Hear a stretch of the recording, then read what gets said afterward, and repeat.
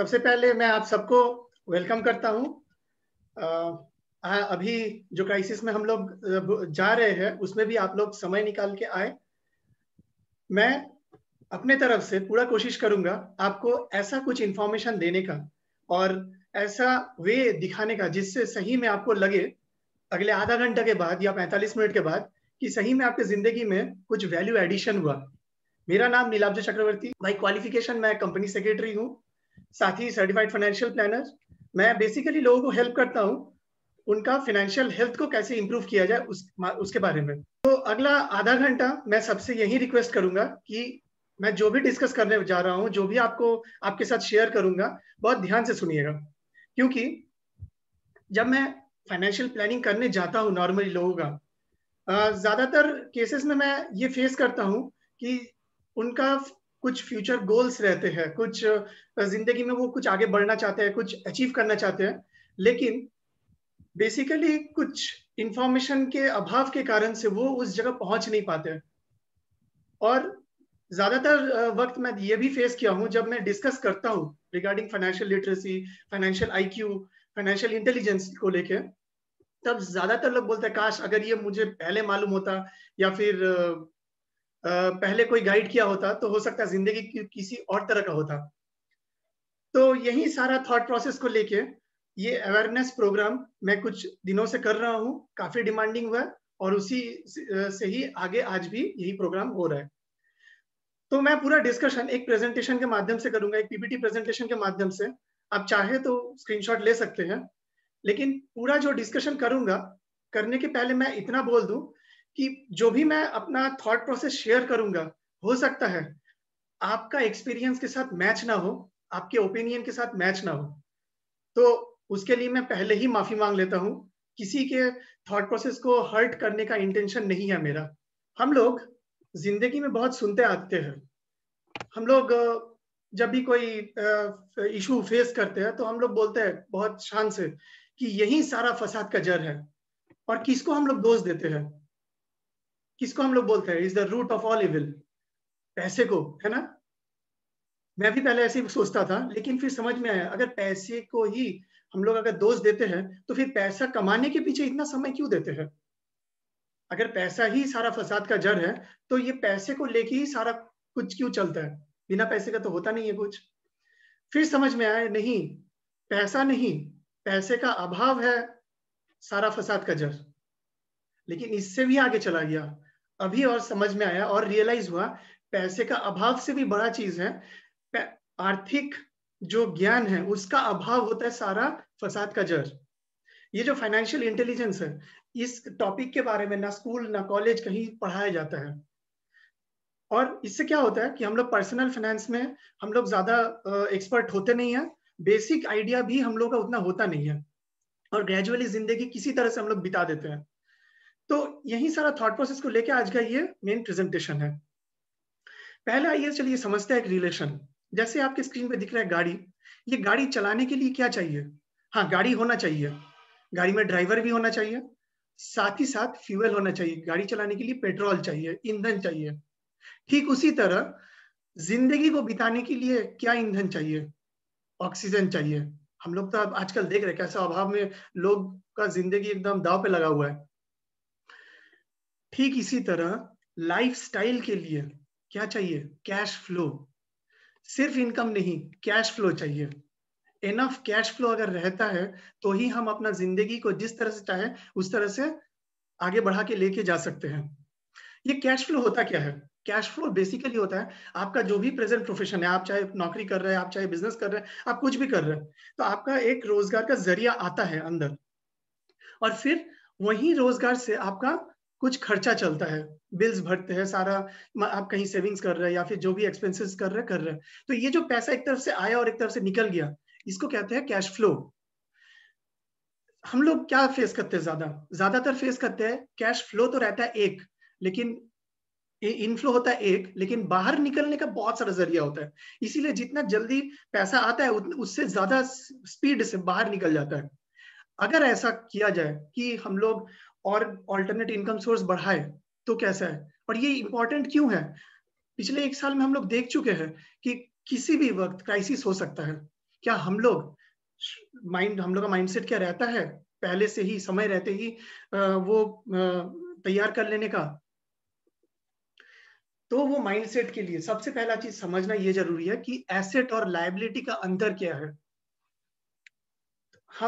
ये पूरा डिस्कशन में मैं पहले कुछ बेसिक आइडिया दूंगा, उसके बाद कुछ सिम्टम्स दिखाऊंगा आप सबको, और उसके बाद कुछ सोल्यूशन दिखाऊंगा।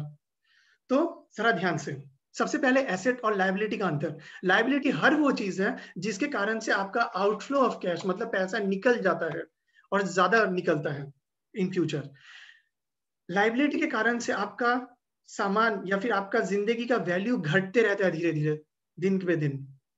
सिर्फ यही नहीं, आप अगर ज्यादा लायबिलिटीज एक्वायर करते हैं, ले लेते हैं, तो आपका धीरे धीरे फाइनेंशियल रिस्क जिंदगी में बढ़ जाता है। और जितना ज्यादा फाइनेंशियल रिस्क बढ़ेगा, उतना ही ज्यादा टेंशन रिलेटेड जो इलनेस है, तबीयत खराब होता है, उसमें आप सफर करते हैं। हर कोई करता है, शुगर, प्रेशर, डायबिटीज, सारा टेंशन से होता है। और जब तबीयत खराब भी होता है तब भी आपका खर्चा ही होता है, खर्चा बढ़ता है। स्वस्थ रहने के लिए ज्यादा खर्चा नहीं होता है, तबीयत खराब हो गया फिर ठीक होने में ज्यादा खर्चा होता है। और एक चीज, आप मान लीजिए गाड़ी खरीद लिया लोगों को दिखाने के लिए, सोसाइटी में अपना स्टैंडर्ड दिखाने के लिए, और वो गाड़ी चला नहीं रहा है, महीने में हाँ शायद 2-3 दिन चलाते हैं, कभी कभार चलाते हैं, तो वो होता है आपका लायबिलिटी। क्योंकि उसको मेंटेन करने के लिए आपका खर्चा होता है, मेंटेनेंस कॉस्ट, पेट्रोल कॉस्ट, और भी वगैरह वगैरह। लेकिन इसी के उल्टा तरफ एसेट क्या होता है? एसेट ऐसा कुछ भी जिसके कारण से आपका कैश का इनफ्लो हो रहा है, पैसा आ रहा है, जिसके कारण से आपका जिंदगी में वैल्यू ऐड हो रहा है, इन फ्यूचर कैश का इनफ्लो होएगा रेगुलर बेसिस पे, वो होता है एसेट। और जितना ज्यादा एसेट होगा उतना ज्यादा आपका फाइनेंशियल सिक्योरिटी होगा, आपको पैसे का अभाव का टेंशन नहीं रहेगा जिंदगी में। और अगर जितना कम टेंशन रहेगा, आप उतना स्वस्थ रहेंगे, आपका पीस ऑफ माइंड रहेगा उतना। और जैसे उधर गाड़ी का एग्जांपल मैंने दिया, सेम एग्जांपल यहीं पे, आप गाड़ी खरीदे हैं, आप आपका कोई बिजनेस है और उस बिजनेस पर्पस पे इस्तेमाल कर रहे हैं, या फिर वो ही गाड़ी को आप ओला या उबेर में उसको रेंट में दिए हैं, तो वहां से आपका इनकम आ रहा है। तो वही गाड़ी जो आपका लायबिलिटी था, जैसी प्लेटफॉर्म बदला आपका एसेट बन गया। तो ये दोनों होता है बेसिक माइंडसेट। जिनका माइंडसेट थोड़ा यहाँ पे मतलब ज्यादा गड़बड़ रहता है, आगे फाइनेंशियल डिसीजंस लेने में बहुत दिक्कत हो जाता है। इसके बाद ये चीज समझना जरूरी है जो मैंने इसके पहले डिस्कस किया, अगर थोड़ा इमेज फॉर्म में देखते हैं, समझते हैं, आप जितना लायबिलिटी खरीदिएगा या फिर एक्वायर कीजिएगा जिंदगी में, आपका खर्चा बढ़ते रहेगा। आप जितना एसेट, संपत्ति आप एक्वायर कीजिएगा, आपका इनकम उतना बढ़ते रहेगा। ठीक है, आइए चलिए अब देखते हैं classes of people. Late 90s या फिर लोगों को 3 अलग अलग क्लास में डिवाइड किया जा सकता है, rich class, middle class, poor class, हम लोग हर कोई जानते हैं, और ज्यादातर लोग होते हैं मिडिल क्लास। लेट 90s में भी कुछ ऐसा ग्राफ था लोगों का, अमीर बहुत कम होते थे, गरीब भी बहुत कम होते थे, लेकिन ज्यादातर मिडिल क्लास होते थे। मिडिल क्लास में भी अंतर होता था, upper middle class, middle middle class, lower middle class. लेकिन अभी ये सिनेरियो चेंज हो चुका है, अभी उल्टा हो गया है। अभी बहुत ज्यादा लोग अमीर बन रहे हैं, अमीर और अमीर बनते जा रहे हैं, गरीब और गरीब बनते जा रहे हैं, लेकिन मिडिल क्लास भी कम हो गया है। ऐसा क्यों हो रहा है? ऐसा इसलिए हो रहा है क्योंकि उनका थॉट प्रोसेस के कारण, चिंता, सोचने का तरीका के कारण। इसलिए मैंने शुरू में कहा, पैसे का अभाव नहीं, आर्थिक ज्ञान का अभाव असली कारण होता है।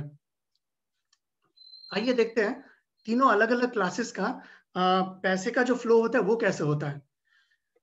गरीब या फिर लोअर मिडिल क्लास या फिर पुअर क्लास के लोगों का, नॉर्मली लोग नौकरी कर रहे हैं या जो भी कर रहे हैं, करने के बाद कुछ एसेट या लायबिलिटी कुछ खरीदते नहीं है, वो बस किसी तरह से रोटी कपड़ा मकान को ही चलाने में ही वो पूरा पैसा निकाल देते हैं।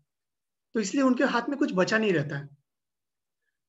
वहां पे मिडिल क्लास माइंडसेट क्या होता है, नौकरी करते हैं, नौकरी करने के बाद, नौकरी या जो भी प्रोफेशन में है, करने के बाद कुछ उधारी ले लेते हैं, लोन्स ले लेते हैं, car loan, mortgage, home loan, education loan से तो करियर ही स्टार्ट करते हैं। उसके बाद वो लोन का ईएमआई पे करने में सारा पैसा निकल जाता है। ठीक है, उसके बाद कुछ बचा नहीं रहता है। तो ये होता है टिपिकल मिडिल क्लास फैमिली का नॉर्मली एक कैश फ्लो, जिस कारण से मैं देखता हूँ, हो सकता है बहुत फैमिली का मैं देखा हूँ कि उनका महीने का इनकम 1 लाख 1.5 लाख से भी ऊपर है, लेकिन उतना खर्चा भी है, सो कॉल्ड एसेट कुछ नहीं है। वहीं रिच क्लास के लोगों का क्या अंतर होता है, उन लोगों का कैश फ्लो कैसा चलता है? उन लोगों का कैश फ्लो होता है, उन लोग रोजगार किया। देखिए, रिच क्लास के लोग पैदाइशी अमीर नहीं होते हैं, वो धीरे धीरे धीरे धीरे वो एक्वायर करते हैं, वो तैयार करते हैं खुद को। तो तैयार करने के पहले भी माइंडसेट होना चाहिए। तो वो क्या करते हैं, नौकरी करते हैं, रोजगार करते हैं, जो भी करते हैं, बिजनेस करते हैं, करने के बाद एक एक करके एसेट बनाते हैं, और वही एसेट से थोड़ा बहुत लायबिलिटीज जितना चाहिए बस उतना एक्वायर करते हैं, और वहां से बाद में जाके टैक्स पे करते हैं या फिर लोन पेमेंट जो भी होता है वो सारा चीज करते हैं, और फिर बचा रहता है पैसा, फिर वो इनकम में डालता है, और यही जो एसेट तैयार हो रहा था, इस एसेट से भी उनका इनकम होता है। तो इसीलिए आज के डेट में लोग जो अमीर है वो और अमीर हो रहा है, जो गरीब है और ज्यादा गरीब हो रहा है। और भी फैक्टर्स काम करते हैं, मैं सबको डिस्कस नहीं कर रहा हूँ। सो बेसिक अगर फाइनेंशियल स्टेटमेंट देखूं तो लेफ्ट साइड में है मिडिल क्लास या तो पुअर क्लास, राइट साइड में रिच क्लास। मिडिल क्लास का इनकम स्टेटमेंट कैसा होता है, जितना ज्यादा इनकम उतना ज्यादा खर्चा, थोड़ा, और उन लोग लायबिलिटीज परचेज कर लेते हैं और थोड़ा बहुत asset. Whereas rich class के लोग क्या करते हैं, इनकम करते हैं, करने के साथ थोड़ा बहुत एक्सपेंसेस जो नहीं करने से नहीं चलेगा उतना निभा लेते हैं, और उसके बाद एसेट्स खरीदते हैं काफी, और फिर वहां से लायबिलिटीज जो भी है उसको मिटाते हैं। दोनों का बेसिक माइंडसेट में जो डिफरेंस होता है, मिडिल क्लास पुअर क्लास अपना घर को सोचते हैं वो एसेट है, वेयर रिच क्लास वो नहीं सोचते हैं। रिच क्लास सोचते हैं अपना घर लायबिलिटी है। अब ये कैसे, मैं थोड़ा सा एक्सप्लेन करूंगा, डिटेल्स में नहीं जाऊंगा। मान लीजिए किसी का फैमिली का इनकम है 50,000 महीने का, और वो 40 लाख का एक घर खरीद लिया ईएमआई लेके। अब वो ईएमआई पे कर रहा है, साथ ही साथ और भी जो भी लोन्स वगैरह है वो भी पे कर रहा है। तो देखते देखते 15-20 साल में उसका लोन पेमेंट हुआ, 40 लाख का घर लोन पेमेंट करने के बाद दिखा ऑलमोस्ट 50 से 55 लाख वो लोन पेमेंट में ही दे चुका है। और उस वक्त अगर घर को बेचा तो वो 40 लाख से बहुत ज्यादा रिटर्न नहीं आएगा उसका। तो मतलब अभी जो लोन पेमेंट कर रहा था वहां पे भी इनकम से एक बड़ा पोर्शन निकल गया, और इन फ्यूचर में भी वहां से बहुत ज्यादा रिटर्न नहीं आया, लाइबिलिटी बन गया। वेयर एज वही घर में ही अगर मान लीजिए एक रेंट में दे दिया, एक पोर्शन रेंट में दे दिया, तो वहां से रेगुलर इनकम आना स्टार्ट होता है, तो वही घर एसेट बन जाता है। तो जस्ट प्योरली थॉट प्रोसेस का डिफरेंस होता है यहाँ पे। दुनिया भर में लोगों को बेसिकली दो तरह से डिवाइड किया जाता है। लेफ्ट साइड में उन लोग हैं जिन लोग नौकरी करते हैं, नौकरी के तलाश में रहते हैं, या फिर सेल्फ एम्प्लॉयड प्रैक्टिस करते हैं जिन लोग, जैसे डॉक्टर्स हैं, चार्टर्ड अकाउंटेंट्स हैं। इन लोग क्या करते हैं, उन लोग का खुद का एक सोर्स ऑफ इनकम रहता है। उन लोग मेहनती होते हैं बहुत ज्यादा, उन लोग मेहनत पे बहुत ज्यादा विश्वास करते हैं, जितना ज्यादा मेहनत करेंगे उतना रोजगार करेंगे, ये थॉट प्रोसेस रहता है उनका। उन लोग रोजगार करने के लिए बहुत बहुत ज्यादा मेहनत करते हैं, और ऐसा 95% लोग दुनिया भर में इसी तरीके से रोजगार करते हैं। वेर एज 5% लोग दुनिया भर में स्मार्ट वर्क में बिलीव करते हैं। जैसे आज के डेट में स्मार्टफोन आ गया है, हर चीज हम लोग स्मार्ट करने की कोशिश करते हैं, वैसे उन लोग स्मार्ट वर्क करते हैं। स्मार्ट वर्क का मतलब उन लोग क्या करते हैं, वो एक सिस्टम तैयार करते हैं, वो सिस्टम अपने लिए काम करवाते हैं, ठीक है। और वो बहुत लोगों को, जिन लोग रोजगार के तलाश में हैं, उन लोगों को मौका देते हैं रोजगार करने का, इसीलिए उनका ज्यादा रोजगार होता है। आप देखिएगा जितना बड़े बड़े बिजनेसमैन हैं, हर किसी के ऑर्गेनाइजेशन में लोग काम करते हैं जिससे उन लोगों का रोजगार होता है। वो बिजनेस ज्यादा बड़ा होता है जिस बिजनेस में ज्यादा लोग ऑर्गेनाइजेशन में काम कर रहे हैं। टाटा, बिरला, अंबानीज, देखिएगा इन लोगों के ऑर्गेनाइजेशन में कितने लोग काम करते हैं। तो जितने लोगों का रोजगार बढ़ाने में जो ज्यादा हेल्प करता है, उनका ही ज्यादा रोजगार होता है। पार्ट बी, यहाँ पे मैं डिस्कस करूंगा कुछ सिम्टम्स और उसके बाद सॉल्यूशंस। हम लोग जिंदगी में ऐसा कुछ कुछ डिसीजंस ले लेते हैं जिसके कारण से फाइनेंशियल हेल्थ हैम्पर हो जाता है, खराब होता है। उसमें से सबसे पहला जिसको मैं हाईलाइट करना चाहूंगा वो है इंश्योरेंस पॉलिसी हम लोग खरीदते हैं इन्वेस्टमेंट पर्पस के तौर पे। हम लोग इंश्योरेंस खरीदते हैं, नहीं चलिए 10 साल तक 15 साल तक हम लोग पैसा को जमा के रखेंगे और फिर 10-15 साल मैच्योरिटी के टाइम में बहुत पैसा आएगा। मैं हर एक को पूछता हूँ, क्या आप बता पाएंगे आपका रिटर्न ऑन इन्वेस्टमेंट क्या है? रिटर्न ऑन इन्वेस्टमेंट मतलब मैं कितना आज दे रहा हूँ, उसके बदौलत कितना वापस आएगा, और जब जितना वापस आएगा उस वक्त उस अमाउंट का, उस पैसे का मोल कितना रहेगा, हम लोग को ये मालूम नहीं रहता है। दूसरा, हम लोग बहुत ज्यादा क्रेडिट कार्ड में फंस जाते हैं, उलझ जाते हैं। क्रेडिट कार्ड का कॉन्सेप्ट क्या है कि आज मैं परचेज किया और आज पेमेंट नहीं करके अगले महीने के 20 तारीख तक पेमेंट कर दूंगा, मतलब ऑलमोस्ट 1-1.5 महीना बाद पेमेंट करूंगा। अब इस लालच में घुस जाने के बाद क्या हो जाता है, बहुत ज्यादा परचेज कर लिए बहुत सामान, उसके बाद पेमेंट कर नहीं पा रहे हैं, तो क्या किए, दूसरा क्रेडिट कार्ड खरीद लिया। पहला क्रेडिट कार्ड का पेमेंट कर दिए दूसरे क्रेडिट कार्ड से, फिर दूसरा का पेमेंट किए तीसरा क्रेडिट कार्ड से, ऐसा करते करते 5, 7, 8, 10 क्रेडिट कार्ड खरीद लिए और उस साइकिल में ही रह गए। देखिए पेमेंट तो कभी ना कभी करना ही होगा, तो इस क्रेडिट कार्ड का मिस्ट्री में जाना एकदम उचित नहीं है। मैक्सिमम 2 क्रेडिट कार्ड काफी है, एक से एक होने से ही काफी है, मैक्सिमम 2, उससे ज्यादा कभी नहीं, और समय रहते ही उसको पेमेंट कर देना चाहिए हर महीने का। तीसरा, हम लोग बहुत ज्यादा इन्फ्लुएंस हो जाते हैं टाइम टू टाइम, बहुत जो डिस्काउंट आता है ऑनलाइन शॉपिंग में या फिर ऑफलाइन में भी, जहां दिखा डिस्काउंट बस वहां पे जाके हम लोग खरीदारी करने लगे। हम लोग ये सोचते ही नहीं है कि डिस्काउंट में भी परचेस करने का मतलब खर्चा ही है। ऐसा मैं काफी लोगों को देखा हूँ, उन लोग पैसा जमा रहे थे, उनके जिंदगी में कुछ कुछ इंपॉर्टेंट कुछ खरीदना था, लेकिन ऑल ऑफ ए सडन ऐसा एक बहुत मेगा डिस्काउंट आ गया, मेगा ऑफर आ गया, और वो क्या किया, अरे डिस्काउंट में मिल रहा है प्रोडक्ट, काफी सारा प्रोडक्ट खरीद लिया। और जिस चक्कर से जो इंपॉर्टेंट सामान जो खरीदना था घर के लिए या फिर कुछ चीज के लिए, वो खरीदने का और पैसा रहा नहीं, फिर उसको पोस्टपोन करना पड़ा। तो ये विदाउट प्लानिंग जो all of a sudden purchase कर लेते हैं लोग, ये आपका फाइनेंशियल हेल्थ को बहुत हैम्पर कर देता है। अगला, हम लोग आज के डेट में फेसबुक, इंस्टाग्राम, व्हाट्सएप में हम लोग बहुत ज्यादा इन्वॉल्व है, सोशल साइट्स में, सोशल नेटवर्किंग साइट्स में, और वहां पे हम लोग देखते हैं कि दोस्त वगैरह कहीं घूमने गए हैं वेकेशंस में, नया गाड़ी खरीदे हैं, सेल्फी ले रहे हैं, कहीं रेस्टोरेंट में गए खा रहे हैं, और ऐसे दिखा रहे हैं कि उन लोग बहुत खुश है, और वो देख के हम लोग इन्फ्लुएंस हो जाते हैं। इन्फ्लुएंस होके फिर हम लोग घर में टेंशन करना शुरू कर देते हैं, प्रेशर दे देते हैं कभी कभार, देखो वो गया था हमको भी घूमने जाना है, वो गाड़ी खरीद लिया, हम लोग अभी तक गाड़ी नहीं खरीदे।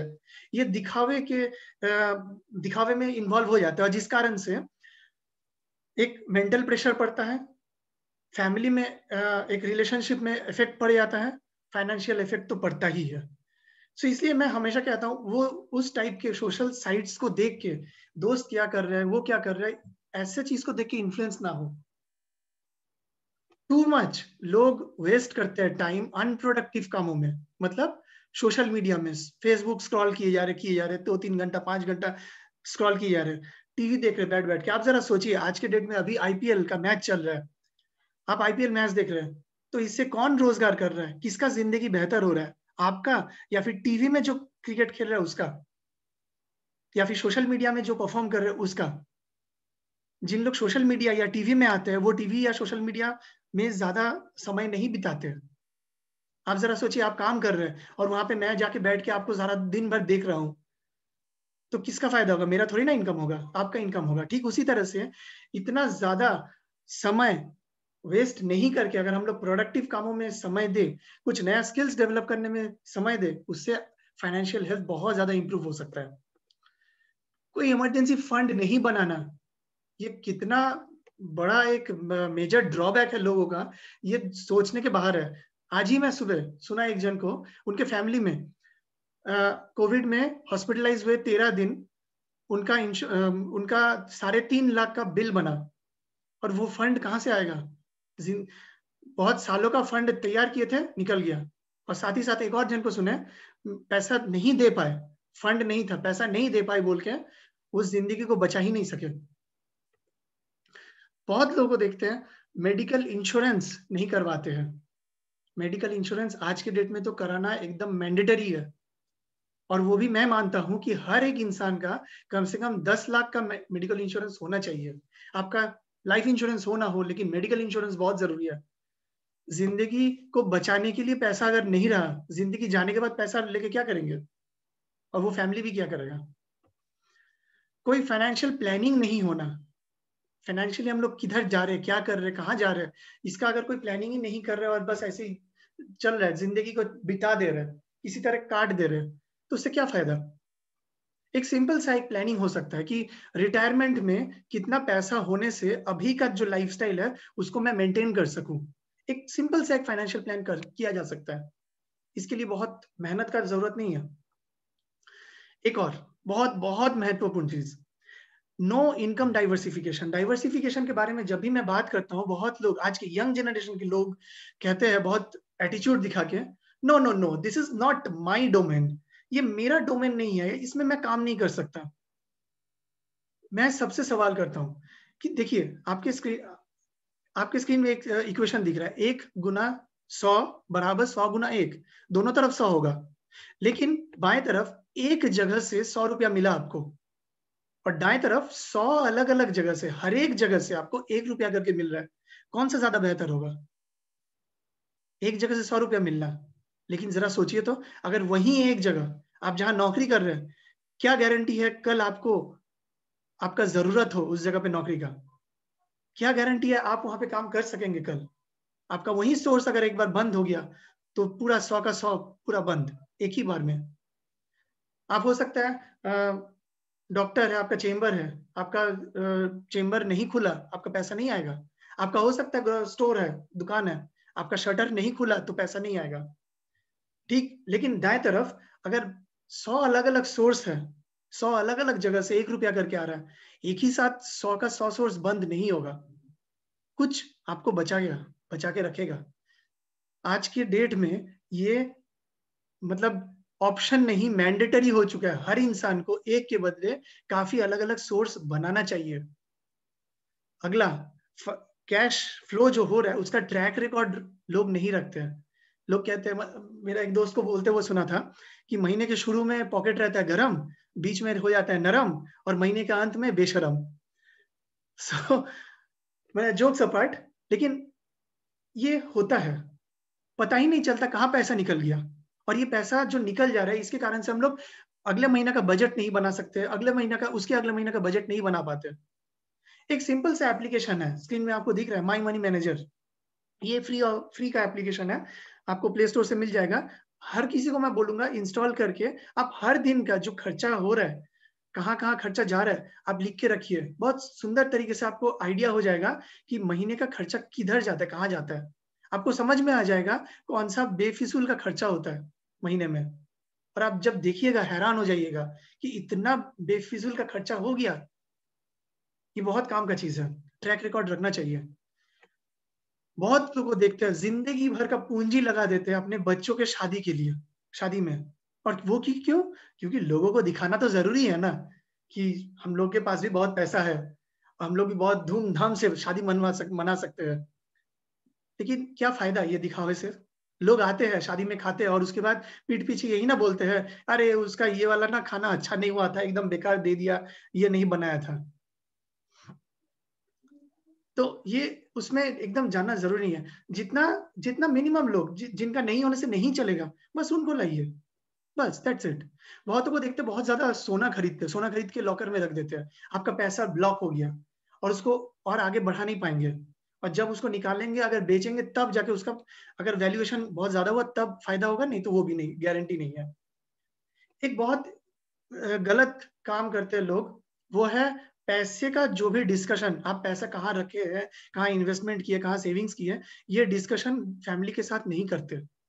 मैं ऐसा केस देखा हूँ जहाँ पे जो मतलब अर्निंग मेंबर है, जो हेड ऑफ द फैमिली थे, वो बहुत अच्छा वेल एस्टेब्लिश्ड बिजनेसमैन थे, लेकिन वो घर में किसी के साथ कुछ डिस्कस नहीं करते थे कि पैसा कहाँ पे इन्वेस्ट कर रहे, क्या कर रहे, क्या नहीं कर रहे। ऑल ऑफ ए सडन एक दिन चल बसे, और विश्वास नहीं कीजिएगा, विद इन 7 डेज उनका फैमिली, जिन लोग रह गए, उन लोग एकदम पूरा रास्ते पे आ गए। क्योंकि उनके ऊपर क्या लोन था उनको पता नहीं, उनका पैसा कहाँ रखा हुआ वो पता नहीं, कुछ नहीं। तो ये बहुत इंपॉर्टेंट है, कहीं पे लिख के रखना या फिर फैमिली के मेंबर्स के साथ डिस्कस करना। डिस्कस करने से मतलब कुछ लॉस नहीं है, हो सकता है और आइडिया मिल जाए। एक बहुत इंपॉर्टेंट चीज, आपको अगर तैराकी, स्विमिंग अगर सीखना है, आप किससे जाके सीखिएगा? कोई स्विमर से जिसको तैरना आता है, या फिर आप किसी डॉक्टर से जाके सलाह लीजिएगा, या फिर कोई इंजीनियर जिससे जाके सलाह लीजिएगा जो जिंदगी में कभी पानी में उतरा ही नहीं है। हम लोग बचपन से ये गलती करते हैं बहुत ज्यादा। हाँ, सीनियोरिटी के कारण से हम लोग पैसे के मामले में एडवाइस लेते हैं उन लोगों से जो हमसे उम्र में बड़े हैं, ये नहीं सोच के कि वो खुद क्या फाइनेंशियली उतना साउंड है, क्या उनका फाइनेंशियल इंटेलिजेंसी है, क्या वो आर्थिक तरीके से उतना इंडिपेंडेंट है। जो वो नहीं है उनसे जब सलाह लेते हैं, इससे क्या होता है, हम लोग जहाँ जाना चाहते हैं वहां जा ही नहीं पाते हैं, हम लोग किसी और रास्ते में भटक जाते हैं, और बाद में एहसास होता है काश अगर हम वैसा नहीं करके ऐसा करते तो अच्छा होता, लेकिन जिंदगी तो चला गया। तो एडवाइस उनसे लीजिए जो थोड़ा बहुत एक्सपर्टीज, जिनका क्रेडिबिलिटी है, जो उस मामले में मतलब कॉन्फिडेंट है, सही सजेशन दे सकते हैं। आप सिंपल है, आप जब भी सजेशन लेने जाइएगा, आप उनका बैकग्राउंड चेक कर लीजिए, क्या वो गाइड कर सकते हैं। और हाँ, स्टेटस को मतलब स्टेटस दिखावे में लोग चल जाते हैं, इससे तो बहुत ज्यादा फाइनेंशियल हेल्थ पे हैम्पर हो जाता है। अब ये दिखावा का मतलब क्या है? Buying things that you don't need to impress whom you don't like with the money you don't have। उन लोगों को वो चीज खरीदना जो आपका जरूरत का नहीं है, उनको इम्प्रेस करना चाहते हैं जिनको आप पसंद करते नहीं है, और वो भी पैसे से जो आपके पास है नहीं, मतलब उधारी लेके। तो ये सारा बेसिक 15 पॉइंट है जिसके कारण से मैं देखा हूं ज्यादातर लोगों का फाइनेंशियल हेल्थ बहुत मतलब हैम्पर होता है। इसका सोल्यूशन क्या है? इसका सोल्यूशन भी है, आइए चलिए वे आउट भी दिखाते हैं।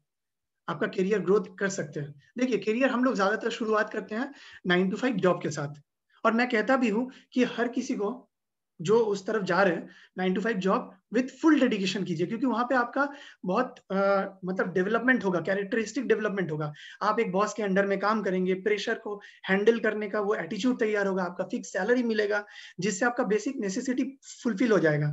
रोटी कपड़ा मकान का तो बेसिक नेसेसिटी फुलफिल हो जाएगा आपका। आप जितना अच्छी तरीके से काम कर रहे हैं उसी हिसाब से आपका एक फेस वैल्यू तैयार होता है, आपका एक ब्रांड इमेज तैयार होता है। लोग आपको पहचानना शुरू शुरू करते हैं, अरे ये फलाना आदमी इतना बहुत अच्छा काम करता है, बहुत डेडिकेटेड है, वादों का पक्का है। आपका एक नेटवर्क तैयार होता है, लोगों का जान पहचान का एक बढ़ता है। आप किसी का गोल्स या टारगेट को अचीव करना सीख जाते हैं, डिसिप्लिन हो जाते हैं। लेकिन वहीं पे बस रुकिए मत, उसके बाद 9 to 5 के बाद 6 to 9 पार्ट टाइम में कोई बिजनेस करना बहुत जरूरी है। आज के डेट में तो डेफिनेट जरूरी है, वो भी पार्ट टाइम बिजनेस, लेकिन फुल टाइम मेंटेलिटी के साथ। इससे फायदा क्या है? सबसे पहला तो बिजनेस खोजने का भी एक तरीका होता है। आप ऐसा बिजनेस खोजिए जहां जो बिजनेस शुरू करने के लिए बहुत कम पैसा लगता हो, बहुत ज्यादा पूंजी नहीं लगता हो। दूसरा, जब ऐसा बिजनेस मिल जाए, एक आप बिजनेस गाइड खोजिए कि जो आपको गाइड कर सके बिजनेस को डेवलप करने के लिए। आजकल बहुत बिजनेस कोच अवेलेबल है जो सक्सेसफुली बिजनेस करते भी है और साथ में लोगों को सिखाते भी है। इससे फायदा क्या होगा? आप धीरे धीरे खुद का बॉस बन सकेंगे। आप पहले किसी बॉस के अंडर में काम कर रहे थे, लेकिन आप धीरे धीरे आप खुद अपना बॉस बने। आप धीरे धीरे अपने जो सैलरी आप को मिल रहा था, आप उतना ही धीरे धीरे अपना रोजगार तैयार किए, एक और आप सैलरी को रिप्लेस किए। आपका फाइनेंशियल आईक्यू डेवलप हो रहा है, और धीरे धीरे आप अपना जो रिक्वायर्ड स्किल्स है वो तैयार कर रहे हैं। कौन कौन सा स्किल्स जरूरत है वो आगे डिस्कस करेंगे। आप रोल मॉडल बन जाते हैं। ध्यान रखिएगा, आप जिंदगी में कुछ भी कीजिए, आप रोल मॉडल बन जाएंगे। लोग या तो आपको देख के ऐसा सोचेंगे कि अरे अगर जिंदगी में कुछ करना है तो इनके जैसे ही करेंगे, इनके जैसे ही आगे बढ़ेंगे, या तो लोग सोचेंगे जिंदगी में कुछ भी करें, इनके जैसा नहीं बनेंगे। आप कौन सा रोल मॉडल बनना चाहते हैं, आप डिसाइड कीजिएगा। और आप ऑलरेडी किसी और का टारगेट गोल अचीव कर रहे थे, अब धीरे धीरे अपने जिंदगी का गोल्स टारगेट तैयार करके उसको अचीव करने का एक सिद्धांत लेके आगे बढ़ सकेंगे। इसीलिए मैंने कहा कि जब ऐसा स्विच होता है, ये पूरा थॉट प्रोसेस का खेल है। आपका चिंता, आपका सोचने का तरीका धीरे धीरे जैसे बदलेगा, आपका जिंदगी उतना पीसफुल, उतना मजेदार बन जाता है। जैसे मैंने स्टार्टअप के बारे में कहा, स्टार्टअप अगर खोजते हैं, ये कुछ पॉइंट्स ध्यान रखने से अच्छा कि सबसे पहला ऐसा स्टार्टअप जो आपके मोबाइल स्मार्टफोन से ही कर सकते हैं। आज आज ऑनलाइन का जमाना है, आज अब घर में हम सब कोई बैठे हुए हैं, घर से बैठ के ही ताकि बिजनेस कर सके। दूसरा, घर को संभाल के, घर में टाइम दे के बिजनेस कर सके, ऐसा नहीं हो कि बिजनेस करे और घर में टाइम ही नहीं दे सके। तीसरा, पूंजी बहुत ज्यादा नहीं लगा के अगर स्टार्टअप कर सकते हैं तो बहुत ही अच्छा है। फ्लेक्सी टाइम होना चाहिए, किसी भी वक्त हम कर सकते हैं, क्योंकि समय का अभाव हर एक का है। और ये मेरा पर्सनली मानना है कि जो वक्त आ चुका है और जो आने वाला है, उस हिसाब से सबसे अच्छा सेगमेंट है हेल्थ और हाइजीन। अगर हेल्थ और हाइजीन के सेगमेंट में अगर ऐसा कोई बिजनेस मिले जहां पे आप स्मार्टफोन से कर सकते हैं, घर को संभाल के कर सकते हैं, किसी भी वक्त कर सकते हैं, you must go for it. Success is a journey, हम लोग हर कोई जानते हैं। तो फाइनेंशियल सक्सेस का भी एक जर्नी होता है, और जर्नी का मतलब होता है एक एड्रेस से दूसरे एड्रेस में जाना। हम लोग मान लीजिए रांची से या फिर हावड़ा से एक जर्नी स्टार्ट की, हावड़ा एक एड्रेस है, हमको दिल्ली जाना है, दिल्ली एक एड्रेस है, दिल्ली पहुंच गए, ये सक्सेस जर्नी सक्सेसफुल हो चुका है। तो आर्थिक स्वतंत्रता का भी एक जर्नी होता है, स्टार्ट होता है नौकरी से, एम्प्लॉई, फिर धीरे धीरे सेल्फ एम्प्लॉयड बनते हैं, और फिर बिजनेसमैन। बिजनेसमैन मतलब जो और भी लोगों को रोजगार करने में हेल्प करते हैं, जो और भी लोगों को रोजगार बढ़ाने में हेल्प करते हैं, और धीरे धीरे इन्वेस्टर बनते हैं। आप चाहे ये जर्नी को आगे अपने लिए, आप ये पूरा जर्नी को जा सकते हैं, कवर कर सकते हैं, तो ही फाइनेंशियली आप सक्सेसफुल बन जाएंगे। काफी तरीका है, आइए वो डिस्कस करते हैं। फाइनली, टैलेंट और स्किल्स होना बहुत जरूरी है। अब ये टैलेंट और स्किल होता क्या है, मैं कुछ नाम आपके स्क्रीन पे लाया। सचिन, रॉजर, लता, अमिताभ। जैसे ये नाम आया, आपके दिमाग में क्या आया? कुछ इमेज आया, Sachin, Sachin Tendulkar, Roger Federer, lawn tennis, Lata Mangeshkar, singer, Amitabh Bachchan. ध्यान देने का चीज ये है, मैंने हर इंसान का पहला नाम इस्तेमाल किया था, मैंने दूसरा नाम इस्तेमाल नहीं किया। तो इसका मतलब ये लोग अपना टैलेंट और स्किल्स इस लेवल पे लेके गए हैं जहां पे लोग उनके नाम से पहचानते हैं, अपना उस तरह से उसका अपना ब्रांड इमेज तैयार किया है, जिससे उनका नेटवर्क तैयार हुआ है। तो टैलेंट, स्किल का मतलब क्या हुआ? स्किल मतलब होता है कि आप कोई पर्टिकुलर चीज को बारे में आप एडुकेट किए खुद को, और उसके बाद उसको एक्सपीरियंस किए। सचिन तेंदुलकर क्रिकेट खेलना सीखे और फिर खेलने का एक्सपीरियंस लिए, तो वो स्किल्ड हो गए। You first learn it, then you do it. तो क्या होता है, जो जितना ज्यादा एक्सपीरियंस करता है उसका उतना रोजगार बढ़ता है। क्यों? क्योंकि वो उतना स्किल्डफुल हो गए। जितना ज्यादा स्किल उतना ज्यादा रोजगार, उतना कम समय में रोजगार। ये तो एक तरीका है कि आप अपना स्किल डेवलप किया, आप स्किल डेवलप करके उसको इस्तेमाल किया और वहां से रोजगार किया। लेकिन क्या गारंटी है कल वो स्किल का जरूरत पड़े? आज सचिन तेंदुलकर खेल नहीं रहे, आज लता मंगेशकर गाना नहीं गा रही है, तो वो चेंज हो चुके हैं, उनकी जगह पे कोई और आ चुके हैं, मतलब टीम में कोई और जगह ले चुके हैं और सिंगर आ चुके हैं। तो तब क्या होगा? तब पैसा नहीं आएगा। अच्छा ठीक है, चलिए, जिनके पास टैलेंट नहीं है उतना, या फिर उतना पैसे का सपोर्ट भी नहीं है, क्या वो अपना वेल्थ क्रिएशन नहीं कर पाएंगे? कर सकेंगे, लेकिन उसके लिए क्या चाहिए? उसके लिए कुछ बेसिक स्किल्स चाहिए। मैं यहाँ पे 5 स्किल्स के बारे में डिस्कस करूंगा। मुझे लगता है आज के 21st सेंचुरी में ये 5 स्किल जिसमें तैयार हो रहा है, जिसमें डेवलप हो रहा है, वो इस सेंचुरी में बहुत आगे बढ़ सकते हैं। सबसे पहला है कम्युनिकेशन स्किल्स। कम्युनिकेशन स्किल्स मतलब ये नहीं कि मैं कितना ज्यादा बोल सक रहा हूँ। कम्युनिकेशन स्किल्स का मतलब होता है कि मैं कितना अच्छा सुन सक रहा हूँ लोगों को। देखिए, एक बच्चे को मतलब बात करने में, सीखने में 2 से 5 साल लगता है हार्डली, लेकिन पूरा उम्र बीत जाता है किस वक्त क्या नहीं बोलेंगे, कितना बोलेंगे और कितना नहीं बोलेंगे, कब नहीं बोलेंगे, ये सीखने में पूरा उम्र बीत जाता है। और हम लोग मतलब जितना जिस नियत से सुनते हैं उससे ज्यादा बोलने का टेंडेंसी रहता है, और इसी कारण से मिसकम्युनिकेशन बहुत ज्यादा होता है। हम लोग बोलना कुछ चाहते, समझाना कुछ चाहते हैं, बोलते कुछ और है, और सामने वाले लोग समझता कुछ और है। तो सबसे पहला चीज है कम्युनिकेशन स्किल, आज के डेट में ये सबसे ज्यादा महत्वपूर्ण है। दूसरा है कंप्यूटर या स्मार्टफोन स्किल्स। देखिए, आपके हाथ में अलादीन का चिराग जैसा एक इक्विपमेंट है, एक यंत्र है, उसको अगर चलाना अगर नहीं जानते तो वहां से हम जिनी को कैसे निकालेंगे? आपके हाथ में एक ऐसा चीज है जिसको अगर आप बहुत अच्छी तरीके से अगर चलाना सीख गए तो आप वहां से कैसे रोजगार बढ़ा सकते हैं, दुगना तिगना चौगना 10 गुना आप सीख जाएंगे। तीसरा है मार्केटिंग या प्रमोशन स्किल्स। मैं यहाँ पे सेलिंग स्किल नहीं बोल रहा हूँ, बेचने का, कोई चीज बेचने का स्किल्स नहीं बोल रहा हूँ मैं बोल रहा हूँ प्रमोशन स्किल्स। मतलब आपको कुछ चीज अच्छा लगा है, उसको किस तरह से लोगों तक पहुंचा रहे हैं, मैसेज को कैसे दे रहे हैं, कैसे कम्युनिकेट कर रहे हैं, कैसे एक्साइटमेंट से बोल रहे हैं, कैसे लोगों को उससे बेनिफिट हो सकता है, ये बोलना, इसको कहते हैं मार्केटिंग स्किल्स, प्रमोशन स्किल्स। आज के डेट में जिसका मार्केटिंग स्किल्स बहुत ज्यादा अच्छा है उसका ही मार्केट वैल्यू ज्यादा है। आप देखिएगा सचिन, जितना भी फिल्म स्टार्स हैं, उन लोग पैसा किस में कमाते हैं? एडवर्टीजमेंट्स में, मार्केटिंग में। उनका सैलरी जितना ज्यादा होता है उससे ज्यादा रोजगार उनको मार्केटिंग में मिलता है, प्रमोशन स्किल से मिलता है। उसके बाद आता है लीडरशिप स्किल्स। आप सक्सेसफुल हुए, आप इस तरह से अपने आप को डेवलप किए जिससे और भी लोग एनकरेज हुए आपको फॉलो करने के लिए, क्योंकि गाइड करने का लोगों का अभाव है, सही गाइडेंस देने का लोगों का बहुत ही ज्यादा अभाव है।